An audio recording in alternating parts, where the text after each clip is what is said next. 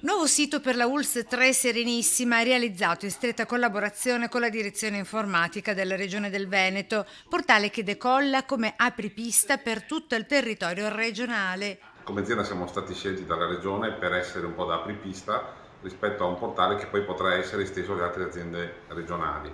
Un portale che si interfaccia su una grafica già in utilizzo a oltre 200 comuni della nostra regione e che non darà spesa alla nostra azienda perché è un portale già di proprietà della Regione Veneto.